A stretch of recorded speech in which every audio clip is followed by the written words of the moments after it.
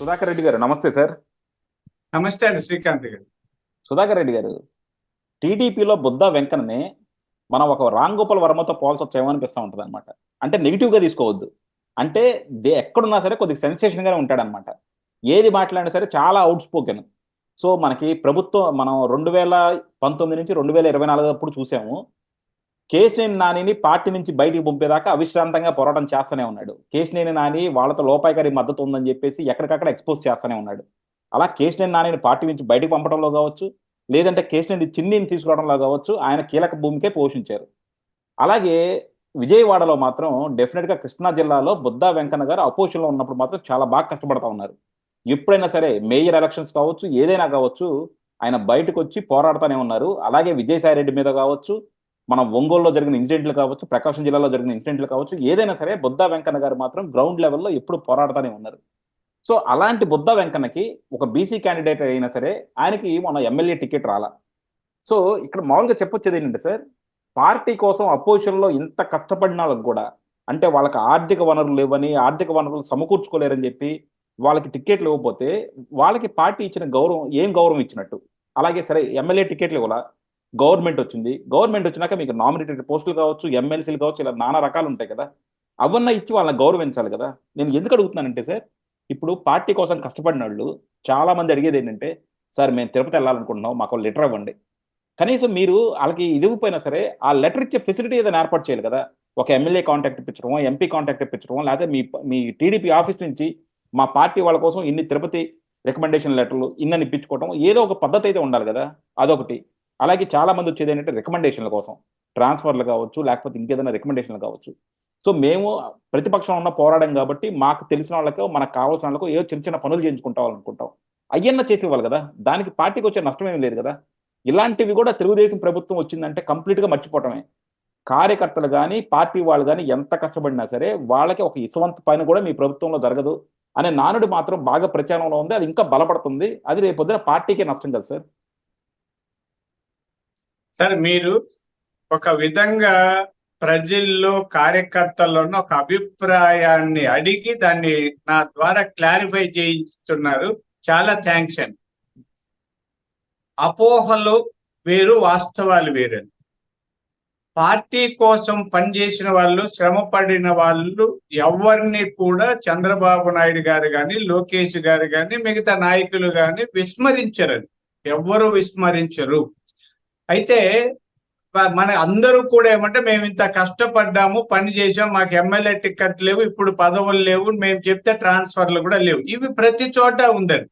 ఇప్పుడు నేను కూడా కష్టపడ్డాను, ఇదే మాట నేను కూడా అనొచ్చు. అయితే ఆ మాట అనే ముందు కొన్ని పరిధులు ఉండాలి. అంటే నేను ఇక్కడ బుద్ధా వెంకన్న గారిని, ఆయన మీద నాకు చాలా గౌరవం ఉంది. ఆయనకి ఖచ్చితంగా చంద్రబాబు నాయుడు గారు మంచి స్థాయిలో పదవి ఇస్తారన్న విశ్వాసం నాకుంది. ఇక్కడ నేను చెప్పేది ఆయన కోసం కాదు, సహజంగా ఉన్న అభిప్రాయాలు మీలాంటి వాళ్ళు అడిగేటప్పుడు క్లారిఫై చేయడం కోసం చెప్తున్నాను. ఇప్పుడు టీటీడీలో తిరుమలలో నేను తిరుపతిలో ఉన్నాను కాబట్టి దర్శనాలు కొంత ఎమ్మెల్యేలు లేదా ఎంపీలో వాళ్ళు చెప్పిన కొందరికి అది ఉందండి. ఆ ప్రాధాన్యత క్రమంలో ఎవరికి ఎన్ని ఇవ్వాలని ఉంది. అయితే పొలోమని ఒక వ్యక్తి మీద విపరీతమైన ప్రెజర్ వస్తే ఆయన టికెట్లు ఇవ్వలేడు, ఇచ్చినా కూడా అక్కడ యాక్సెప్ట్ చేయలేరు. అన్ని రికమెండేషన్లతోనే పోలేం కదండి. అప్పుడు ఏమవుతుందంటే, తెలుగుదేశం అధికారంలోకి వచ్చిన తర్వాత సామాన్య భక్తుల్ని విస్మరించారు, మొత్తం రికమెండేషన్లు అన్న విమర్శలు కూడా వస్తాయి. తర్వాత మీరు కూడా అంటారు, ఏమండి ఇది వెంకటేశ్వర స్వామి మీ తెలుగుదేశం స్వామి లేకపోతే సాధారణ భక్తుల స్వామి అని మీరు కూడా అంటారు. ఎక్కడో తమిళనాడు నుంచి అండి, అంటే మనం కాదు కానీ తమిళనాడులో ఎక్కువ మంది ఎక్కడెక్కడో దాదాపు వారం రోజుల నుంచి నడిచి వస్తారండి. వాళ్ళు ముడుపులు కట్టుకొని వస్తుంటారు. ఆ రూపాయి పేదవాళ్ళు, భిక్షగాళ్ళు అందరూ కూడా కూలీ నాలి చేసేవాళ్ళు డబ్బులు ముడుపులు కట్టుకొని అవి మూటలు కట్టుకొని నెత్తిన పెట్టుకొని కాలినడకని వస్తారు. అలాంటి వాళ్ళు కూడా గంటల తరబడి, రోజుల తరబడి వేచి ఉండే పరిస్థితులు ఉన్న నేపథ్యంలో అన్ని రికమెండేషన్ లెటర్లు ఇమ్మని చెప్పలేమండి. అది కాదు. అంటే ఏంటంటే అంటే ఇక్కడ ఆయన కోసం, మీకోసం, నా కోసం కాదు.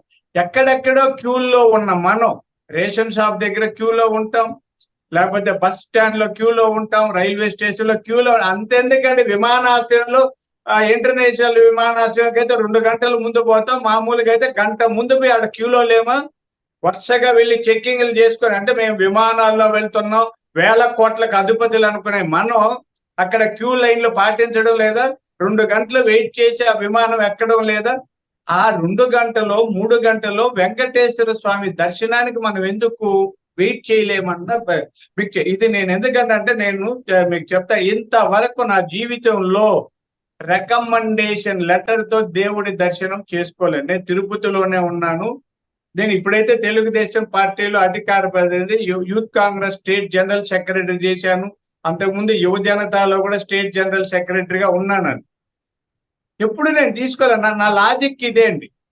మీకు చెప్తాను, నేను మొన్న కరెక్ట్ 3 రోజుల ముందు మా అబ్బాయి కూడా సహజంగా వెళ్ళి దర్శనం చేసుకొని వచ్చాడు. నేనే స్వయంగా వెళ్ళి ఈఓ గారినో జేఈఓ గారినో ఒక టికెట్ అడిగితే ఖచ్చితంగా సార్, నా కొడుకు అండి, నేను బయట వాళ్ళకి చెప్పడం లేదు. మా అబ్బాయి నన్ను అడిగాడు, మాట్లాడుకుంటాను సార్ మామూలు వెళ్ళిరాను. ఇది ఎందుకు అంటున్నానంటే, మనం దీని మీద తిరుమల కొండ మీద ఒత్తిడి చేయడం మంచిది కాదు. ఎవరికి ఇవ్వాలో అది జరుగుతూ ఉండదు. మనం అనుకున్నట్టు ఎమ్మెల్యేలు ఎంపీల రికమెండేషన్ లెటర్లు ఉన్నాయి, అవి ఎక్కువ అయినప్పుడు ఇవ్వలేకపోతే అదొకటి. ఇంకా ట్రాన్స్ఫర్లు మీరు అన్నారు, ట్రాన్స్ఫర్లు ఇప్పుడు నేను వెళ్ళి నా జోక్యం చేసుకుంటే ఎమ్మెల్యే ఏమవ్వాలండి? ఎమ్మెల్యేలు ఉన్నారు, ఎమ్మెల్యే అయిన తర్వాత అక్కడ వ్యవహారం అంతా దాదాపుగా ఆయన చూస్తుంటారు. వాళ్ళు ఏం చేస్తారంటే మండల స్థాయిలోనూ లేకపోతే ఆ డివిజన్ల స్థాయిలోను, మున్సిపాలిటీలో అక్కడ ఉన్న కార్యకర్తలు వాళ్ళ అభిప్రాయాలు అన్ని తీసుకుంటుంటారు. ఒక్కొక్కసారి ఇబ్బంది కలుగుతుందండి. నేను ఒకరి పేరు చెప్తాను, మీరు ఒకరి పేరు చెప్తాను, మీరు పనిచేశారు, నేను పనిచేశాను పార్టీకి, ఎవరి మాట వినాలి? ఎమ్మెల్యే మీ వల్ల కూడా ఓట్లు వచ్చాయి, నా వల్ల వచ్చింది, నేను ఒకరిని తీసుకొస్తా, మా బంధువును నా కులమును ఇంకొకరును, మీరు ఒకరిని తీసుకొస్తారు, మీ బంధువు మీ కులం, ఆ ఇద్దరు ఎవరికి ఇవ్వాలి? మీరు చెప్పినోడికి ఒకరు నాకు ఇస్తే మీరు దానికి ఏదో పెట్టంట. అందుకని ఒక ఫార్ములా పెట్టుకున్నారండి పార్టీలో, ఒక ఫార్ములా పెట్టుకున్నాం. వైఎస్ఆర్ పార్టీలో దారుణాలు చేసిన వాళ్ళు, ఆ రౌడీలకు అండగా నిలిచిన అట్లాంటి వాళ్ళని ట్రాన్స్ఫర్లు, అంటే వాళ్ళకి పోస్టింగ్స్ ఎక్కడో పెడతారు, లూఫ్ లైన్ లో పెట్టి ప్రాధాన్యత లేనివి ఇస్తారు. అంటే ఉద్యోగుల్ని మనం ఏమీ చేయలేమండి, ఉద్యోగాలు తీసేయలేం కదా. తెలుగుదేశం ప్రభుత్వం వచ్చినా లేదా వైఎస్ఆర్ ప్రభుత్వం వచ్చినా, కాంగ్రెస్ ప్రభుత్వం వచ్చినా, బీజేపీ ఎవరు ప్రభుత్వం వచ్చినా ఆ ఉద్యోగుల రిటైర్మెంట్ వరకు ఉద్యోగాల్లోనే ఉంటారు. ప్రాధాన్యత క్రమంలో కొన్ని, ఇప్పుడు పోలీసులు అనుకోండి లా అండ్ ఆర్డర్ లో ఉంటే వాళ్ళకి కొద్ది ఉంటుంది, దాంట్లో కూడా మంచి స్టేషన్లు ఉంటాయి. అలాగే ఎలక్ట్రిసిటీ డిపార్ట్మెంట్ ఉంది, ఆపరేషన్ లో ఉంటే బాగుంటది, మిగతా వింగ్స్ లో ఉండవు, లేదా ఇంజనీరింగ్ డిపార్ట్మెంట్, ఇవన్నీ కూడా అలానే. అందుకని వాటి మీద ఒక ప్రాధాన్యత క్రమంలో కొన్ని ప్రామాణికాలన్నీ ఆధారం చేసుకొని ట్రాన్స్ఫర్లు జరుగుతున్నాయి. అందుకని మనం ఏమంటా అంటే, నా మాట వినలేదు కాబట్టి మనం ఆవేదనతో పత్రికలకు ఎక్కువ లేదా మీడియాకి ఎక్కువ చెప్తుంటాం. అది కొంత నాకు తెలిసి అది మంచి పద్ధతి కాదని అనిపిస్తుంది. ఎవరైనా, బుద్ధా వెంకన్న గారు కానీ, నేను కానీ, మీరు కానీ, ప్రభుత్వం మీరు అందరూ అనుకున్నట్టు చాలా మంది ఏదో అనుకుంటా అంటే చంద్రబాబు నాయుడు గారు చాలా మెతగ్గా ఉన్నారు, ఆయన పట్టించుకోవడం లేదు, జగన్మోహన్ రెడ్డి గారు మాదిరి గబగబా చేయడం లేదు. ఇవి కష్టం అండి. జగన్మోహన్ రెడ్డి గారికి చట్టం తెలీదు, ప్రజాస్వామ్యం మీద గౌరవం ఉండదు, ఏమీ తెలియదు, అడ్డగోలుగా ఏదంటే అది చేస్తాడని. కానీ చంద్రబాబు నాయుడు గారు నిబద్ధత కలిగిన వ్యక్తి అండి. మనం ఇక్కడ మనం రాజకీయాలు కొంత సమాజ శ్రేయస్సు కోసం, సామాజిక స్పృహతో సమాజ అభ్యున్నతిని కోరి చట్టబద్ధంగా, ధర్మబద్ధంగా, ప్రజాస్వామ్యయుతంగా పనిచేయాలి. అది చేసేటప్పుడు న్యాయ అన్యాయాలు చూసుకొని వేస్తాం. మన శత్రువుల్ని మనం ఏం వదిలిపెట్టమండి. ఇదేమి అంటే రాజరికాలు అయితే యుద్ధం ప్రకటించేసి కొట్టేసేయచ్చు, ఇది రాజరికం కాదు, ప్రజాస్వామ్యం. కాబట్టి చంద్రబాబు నాయుడు గారు అందరికీ తగిన ప్రాధాన్యత ఇస్తారండి, అందరికి ఇస్తారు. ఆ ఎక్సర్సైజ్ జరుగుతుంది. అంటే నేను అధికార ప్రతినిధిగా ఎలా జరుగుతుందో లిమిటేషన్స్ ఉన్నాయి కానీ చెప్పను. రాష్ట్రంలో 5 ఏళ్లలో పార్టీ కోసం ఎవరెంత కష్టపడ్డారన్నదంతా మా ప్రోగ్రామ్స్ కమిటీలో ఉంది. ప్రతి వాళ్ళని, ఎవరు అరెస్ట్ అయ్యారు, ఎన్ని కేసులు ఉన్నాయి, ఎక్కడ గొడవ పడ్డారు, ఎంత బాధపడ్డారు, ఎంత ఆర్థికంగా ఇబ్బంది పడ్డారు, వాళ్ళ కుటుంబ పరిస్థితులు ఎలా ఉన్నాయి, అన్ని వివరాలండి పూసగుచ్చినట్టు చంద్రబాబు నాయుడు గారి ఫింగర్ టిప్స్ మీద ఉన్నాయండి. ఇప్పుడు మా అన్న తిరుపతి అన్నాం, తిరుపతిలో ఎందరు ఉన్నారు, ఏమేమి ఎవరికి పదవి వల్ల టకటక వచ్చింది, అది అన్ని జరుగుతోంది. బుద్దాయి వెంకన్న గారికి కూడా మంచి పదవి వస్తుందని నేను విశ్వసిస్తున్నాను. ఆయన ఏం బాధపడాల్సిన అవసరం లేదు. మిగిలిన కార్యకర్తలకు కూడా కొంత సంయమనం పాటిస్తే ఒక్క 2-3 నెలల్లో అన్ని సెట్ అయిపోతాయి. ఇప్పుడు మనమే అంటున్నాం ఆర్థిక లోటు ఉంది, డబ్బులు జీతాలు ఇవ్వడానికో లేదా పెన్షన్లు ఇవ్వడానికి కష్టంగా ఉంది, అన్ని మనమే చెప్తున్నాం. ఒకేసారిగా రాష్ట్రంలో ఉన్న అన్ని పదవులు ఇచ్చేసి వాళ్ళకి వెహికల్ చేస్తే వీళ్ళకి సరిపోయేదా? వాళ్ళకి చూస్తూ చేస్తామండి. మనం కూడా అంతే కదా. అంటే ఆర్థిక పరిస్థితులకు అనుగుణంగా పదవులు ఇవ్వాలని చెప్పి బొలోమని అన్ని ఇచ్చేస్తే వీళ్ళకి వాహనాలు, ఆఫీసులు ఇవి అవి సమకూర్చుకోవడానికి డబ్బులు ఎక్కడ తెస్తామండి? అందుకని సంయమనం పాటించాలి. అందరికీ పదవులు వస్తాయి. అందరికంటే కష్టపడిన వాళ్ళకి ఎవరికి ఏ స్థాయి. కొంతమంది కష్టపడి ఉంటారండి, అంత తెలివితేటలు చాకచక్యాలు లేకపోవచ్చు, వాళ్ళకి ఎలా ఉపయోగపెట్టుకోవాలో చంద్రబాబు గారికి తెలుసు. కొంతమంది జీనియస్లు ఉంటారండి, వాళ్ళు ఎక్కువ కష్టపడి ఉండకపోవచ్చు, పార్టీలో ఎప్పుడో ఒక స్టేట్మెంట్ ఏదో ఇచ్చి ఉంటారు, కానీ ఆ రంగంలో వాళ్ళు నిష్ణాతులు అయ్యి ఉంటారు. వాళ్ళు కనిపించకుండా తెర వెనక ఉంటే కూడా ఆ నిష్ణాతుల్ని తీసుకోకపోతే ఆ రంగాన్ని మనం అభివృద్ధి చేయలేం కదా.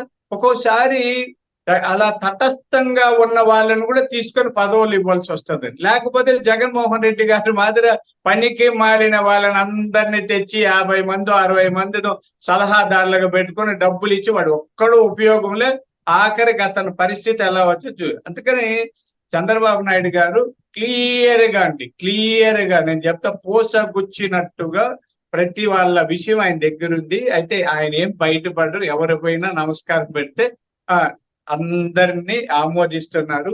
ఆ కోరికలు ఉన్న వాళ్ళందరి దగ్గర విజ్ఞాపన పత్రాలు తీసుకుంటున్నారు. ఖచ్చితంగా న్యాయం జరుగుతుంది. కార్యకర్తలు ఎవ్వరూ బాధపడవలసిన అవసరం లేదు. అందరికీ సముచితమైన ప్రాధాన్యత ఉంటుంది. చంద్రబాబు గారు అందరినీ ఆదరిస్తారన్నది నా విశ్వాసం.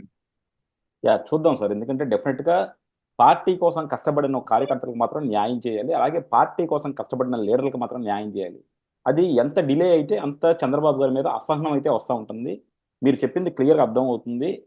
మీరు ఆర్థిక లోటు అన్నారు, ఆర్థిక లోటు ఉంది, కాకపోతే ఆర్థిక లోట్లు ఉన్నాయని చెప్పి నామినేటెడ్ పోస్టులు భర్తీ చేయకుండా ఉంటే మాత్రం మళ్ళీ పార్టీకి పనిచేయడానికి శక్తులు కూడా కావాలి కదా, ఆ శక్తులు కూడా నిర్వీర్యం చేసుకోకూడదు. సో రెండు కూడా బ్యాలెన్స్ చేసుకుంటూ ఉండాలి. థ్యాంక్ యూ అండి, thank you very much sir.